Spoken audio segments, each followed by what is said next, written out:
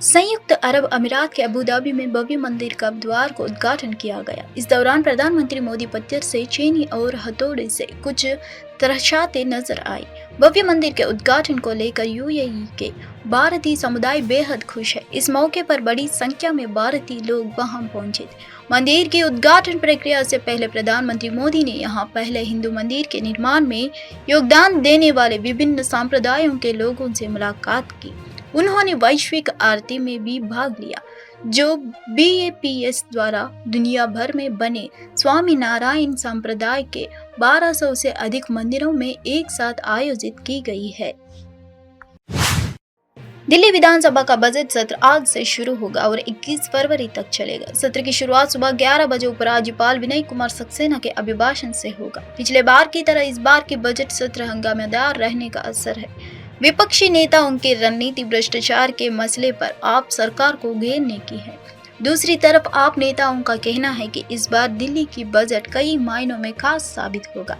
इस बार बजट में 247 तक की कार्य योजना देखने को मिल सकती है। मंत्री अतिशी पहली बार बजट पेश करेंगी। हर बार की तरह इस बार भी दिल्ली सरकार की ओर से आउटकम बजट पेश किया जाएगा।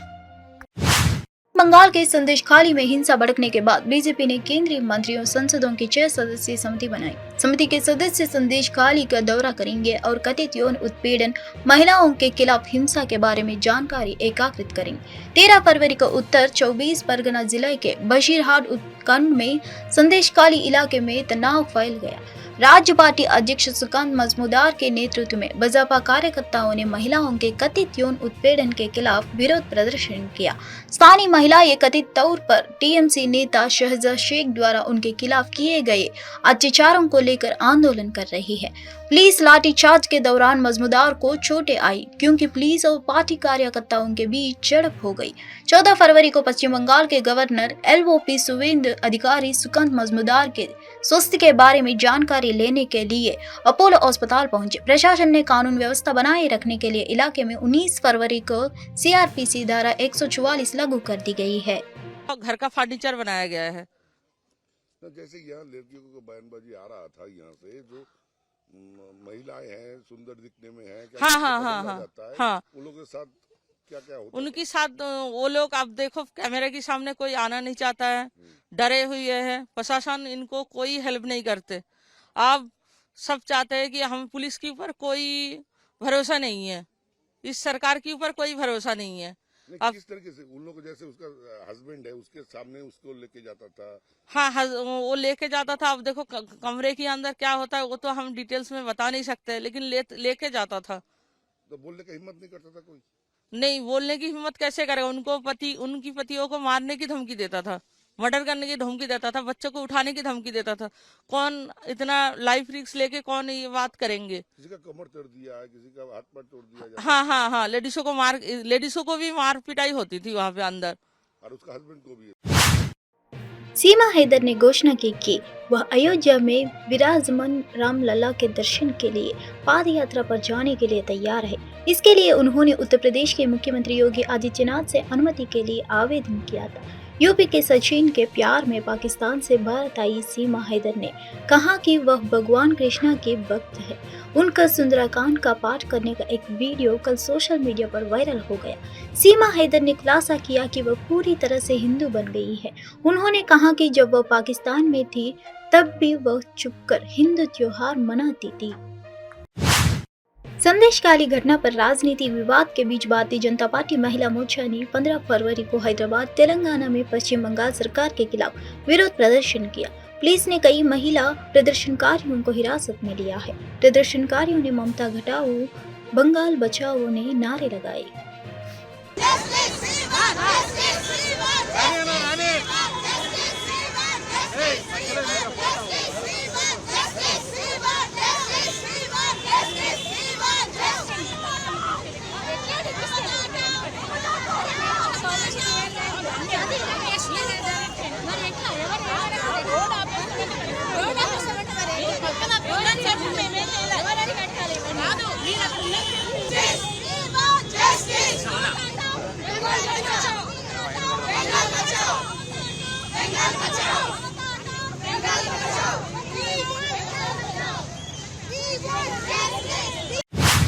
भारत के सर्वोच्च न्यायालय ने 15 फरवरी को चुनावी बॉन्ड योजना को असंवैधानिक बताते हुए रद्द कर दिया। पीठ केंद्र सरकार की चुनावी बॉन्ड योजना की कानूनी वैधता को चुनौती देने वाली याचिकाओं पर फैसला दे रही थी। विशेष रूप से इस योजना में चुनावी बॉन्ड की खरीद के माध्यम से राजनीतिक दलों को गुमनाम फंडिंग की अनुमति दी गई थी। भारत के मुख्य न्यायाधीश डी.वाई. चंद्रचूड़ सहित 5 न्यायाधीशों की पीठ ने कहा कि यह योजना संविधान का अनुच्छेद 19(1)(a) का उल्लंघन करती है। चुनावी बॉन्ड एक वचन पत्र या वाहक बॉन्ड की प्रकृति का एक उपकरण है जिसे किसी भी व्यक्ति, कंपनी, फर्म द्वारा खरीदा जा सकता है। बॉन्ड विशेष रूप से राजनीतिक दलों को धन के योगदान के उद्देश्य से जारी किए जाते हैं। शीर्ष अदालत ने भारतीय स्टेट बैंक से बॉन्ड से संबंधित सभी जानकारी ECI के संज्ञा करने के लिए भी कहा है। साल 2018 में शुरू की गई चुनावी बॉन्ड योजना के खिलाफ कई याचिकाएं दायर की गई थी। The Supreme Court has struck down the electoral bond scheme, comprehensively struck it down, and all the provisions that were made to bring it into effect in the Income Tax Act, in the Companies Act, etc., everything has been struck down.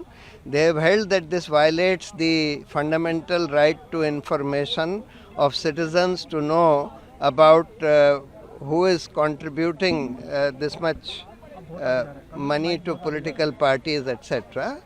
They have also struck down the amendment made which allowed unlimited political contribution being made by companies to political parties.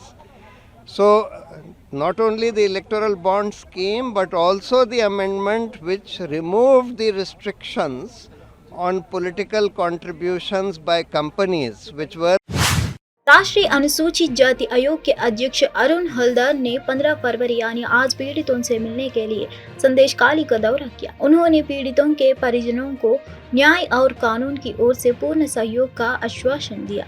उन्होंने media को संबोधित करते हुए कहा, मुझे संदेश खाली के बारे में रिपोर्ट मिली है। बहुत सारे लोग बहुत कुछ कहना चाहते थे लेकिन उन्हें मौका नहीं दिया गया। आयोग के सदस्य और मैं उनकी बात सुनने के लिए यहाँ आए हैं। मैं उनकी बात सुनूंगा और सरकार को रिपोर्ट दूंगा। यह एक संवैधानिक संस्था है, कोई राजनीतिक संस्था नहीं। कल सुबह 11 बजे राष्ट्रपति को रिपोर्ट भेजेंगे। खाली का रिपोर्ट मेरे पास आया है। कुछ जगह में बहुत लोग कुछ बोलने चाहता है, उन लोगों को बोलने का मौका नहीं दे रहा है और वो अनुसूचित जाति वर्गों का लोग है। हम उनको सुनने के लिए जा रहे। पूरा कमीशन आया है, ये पूरी कमीशन के साथ सहयोग करना चाहिए सबको। क्या रिपोर्ट है, ये रिपोर्ट देने के लिए, और ये काम है स्टेट गवर्नमेंट से कराएंगे। हम दिल्ली से आके जो जो प्रॉब्लम है इन लोगों का, यही बात सुन के मैं गवर्नमेंट की रिपोर्ट देंगे। अब गवर्नमेंट को इनका ही काम है, स्टेट गवर्नमेंट का काम है ये, और ये कॉन्स्टिट्यूशनल बॉडी है, ये कोई पॉलिटिकल मैटर नहीं है। इसमें ये कॉन्स्टिट्यूशनल बॉडी जाएगा, इधर में कॉन्स्टिट्यूशनल राइट देने का हमारा काम है, और महामहिम राष्ट्रपति का टीम है हम लोग। अभी तक जो इंक्वायरी हुई है उससे आप क्या पूरी तरह सेटिस्फाइड हैं? जो इंक्वायरी हुआ है हम लोग सुना है, हमारे पास रिपोर्ट पुलिस से भी दिया है। अभी वो सास क्या झूठ है वो पता चलेगा, लोगों से बात करने के बाद ही पता चल सकता है ना। अभी एक तरफा रिपोर्ट से तो पता नहीं चलेगा ना। तो इसीलिए फुल कमीशन आया। मेरे साथ हमारा ऑनरेबल मेंबर सुभाष पारधी जी आए, ये हमारा honourable member ex MP doctor Anju Bala madam है, हमारे साथ हमारे DIG है, पुलिस सेक्शन के भी लोग हैं, डायरेक्टर सभी लोग आया है। इस बाहर का लोग है, इधर का परिस्थिति जानने के लिए आ रहा है। और रेल मंत्री अश्विनी वैष्णव ने 15 फरवरी यानी आज भुवनेश्वर में राज्यसभा चुनाव के लिए अपना नामांकन दाखिल किया। नामांकन दाखिल करने से पहले वह भुवनेश्वर में बसपा कार्यालय भी गए। बसपा ने 14 फरवरी को राज्यसभा चुनाव के लिए अपने उम्मीदवारों के रूप में 5 नामों की घोषणा की, जिसमें मध्य प्रदेश से 4 और उड़ीसा से 1 शामिल है। राज्यसभा चुनाव के लिए केंद्रीय रेल मंत्री अश्विनी वैष्णव का नाम उड़ीसा से प्रस्तावित किया गया था।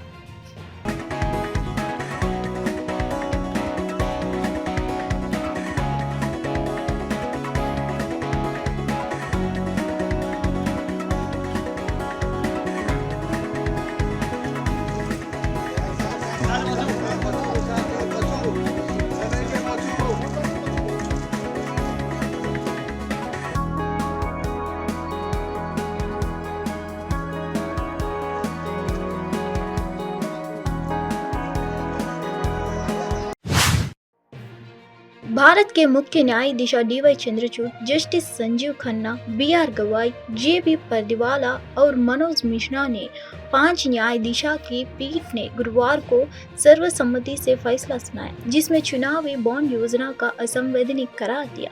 वरिष्ठ वकील और राज्यसभा सांसद कपिल सिब्बल ने प्रशिक्षित किया। PM मोदी पर बंदूकें तो हमें फंडिंग करने वालों और देश की राजनीति के बीच संबंधों के बारे में पता चलेगा और आपकी क्विड प्रो को बारे में भी पता चलेगा, क्योंकि कोई भी क्विड प्रो को बिना इतनी बड़ी रकम नहीं देता है। कोई 10 लाख या 15 लाख का चुनावी बॉन्ड नहीं देगा, यह करोड़ों में होगा। सिब्बल ने ANI से बात करते हुए कहा, इसलिए यदि आपने अपनी राजनीतिक पार्टी को 5,000 करोड़ रुपए से वित्त पोषित किया है तो आप कल्पना कर सकते हैं कि केवल अमीर ही ऐसा कर सकते थे और इस प्रक्रिया में उन्हें कुछ लाभ मिले होंगे। इसलिए मुझे लगता है कि एक तरह से यह एक समान अवसर प्रदान करता है, एक लोकतंत्र है और यह बीजेपी को बेनकाब की करता है।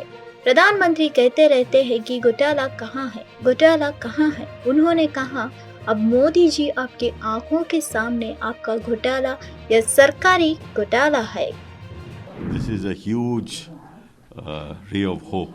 The whole scheme, which was the brainchild of my late friend Arun Jaitley, was in fact choreographed to enrich the BJP. Nobody gives these huge amounts of money without a quid pro quo, right? Nobody would give an electoral bond for 10 lakhs or 15 lakhs. It'll be in crores. If you've funded your political party with 5,000 to 6,000 crores, you can imagine only the rich could have done that. And they must have in the process got some favors. And that's exactly what the Supreme Court says, that nobody gives this kind of money without a possible quid pro quo. It also exposes the BJP to perhaps the biggest, the Prime Minister keeps on saying, where is the scam, where is the scam, or where it is now, Modi ji, right in front of your eyes, your scam, this government scam. Well, I think that this is a huge ray of hope, not just for A, B or C political party, but for democracy itself. It's a huge ray of hope for किसानों द्वारा किए जा रहे चलो दिल्ली कार्यक्रम को रोकने के लिए राष्ट्रीय राजधानी पुलिस ने बड़ा प्लान तैयार किया है।